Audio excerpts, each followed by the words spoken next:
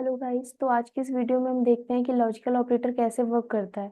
Basically मैंने previous video में आपको relational operator and equality operators के बारे में बताया था। तो आज देखते हैं कि लॉजिकल ऑपरेटर्स क्या होते हैं।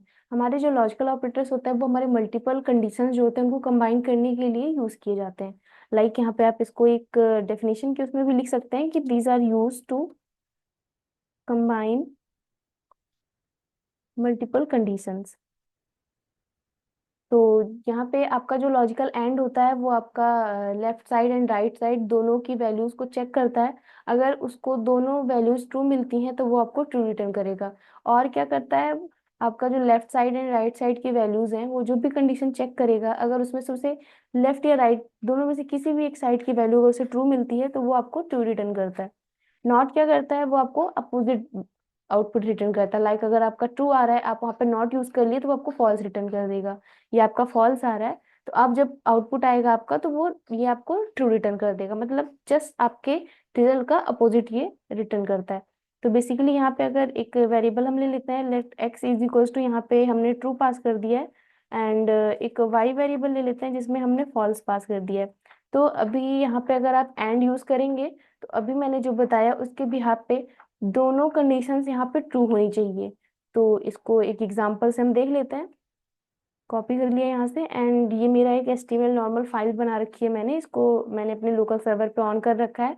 एंड ये देन कंट्रोल शिफ्ट करके डेवलपर टूल्स ऑन कर रखा है। सो आपको यहाँ पे आउटपुट इसका दिखेगा। तो यहाँ पे एक पहले तो हम कंसोल डॉट लॉग कर लेते हैं। ये आपका लॉजिकल ऑपरेटर, तो लॉजिकल ही लिख देते हैं इधर। ऑपरेटर आपका यहाँ पे ये लॉजिकल ऑपरेटर तुरंत आ गया। देन अभी जो मैंने आपको बताया वेरिएबल, मैंने दो वेरिएबल असाइन कर दिए हैं। अब अगेन आपको अगर यहाँ पे चेक करना है तो ये वाला हटाते हैं हम। अगेन एंड एंड ऑपरेटर अगर यहाँ पे यूज करेंगे तो आपका एक्स हो गया एंड वाई। इन दोनों के बीच में अगर आप एंड यूज करेंगे तो दोनों में से आपको एक वैल्यू फॉल्स मिल रही है तो आपको ये फॉल्स रिटर्न करेगा। यहाँ पे मैंने सेव किया इसको, आपका ये यहाँ पे फॉल्स आ गया। देन अगर हम यहाँ पे इसको भी ट्रू कर ये फॉल्स कर देते हैं अभी के लिए, सेव किया तो ये आपको फिर से फॉल्स मिल गया। अगेन यहाँ पे अगर हम इस वैल्यू को ट्रू कर दे रहे हैं फिर भी फॉल्स आएगा क्योंकि बोथ वैल्यूज आपको ट्रू होनी चाहिए। देन अगर हम यहाँ पे अब ट्रू करते हैं तो आपको ये ट्रू रिटर्न करेगा क्योंकि आपकी एक्स और वाई की वैल्यूज ट्रू है। सेम अगर यहाँ पे हम और यूज करते हैं तो और की कंडीशन में कोई एक वैल्यू आपको ट्रू मिल जाएगी तो वो आपको ट्रू रिटर्न करेगा। अभी बोथ वैल्यूज ट्रू है तो आपको ये ट्रू दिया। देन यहाँ पे अगर हम फॉल्स कर देते हैं आपको फिर भी ये ट्रू दे रहा है। अभी यहाँ पे फॉल्स कर दिया तो ये आपको फॉल्स रिटर्न करेगा। अब यहाँ पे एक बार फिर से ट्रू भी देख लेते हैं करके, तो ये आपको ट्रू रिटर्न कर दिया।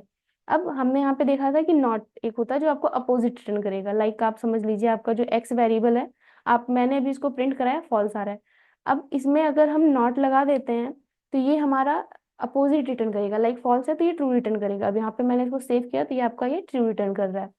तो बेसिकली ये होता है हमारा लॉजिकल ऑपरेटर जो हमारे मल्टीपल कंडीशंस को कंबाइन करने के लिए यूज किया जाता है और उसका एक सिंगल आउटपुट हमें ये रिटर्न करता है ट्रू या फॉल्स में। ओके, सो आज की वीडियो में इतना ही रखते हैं। नेक्स्ट वीडियो में मिलते हैं आपको ये assignment operator and conditional operator को लेके। सो आज की वीडियो के लिए इतना ही।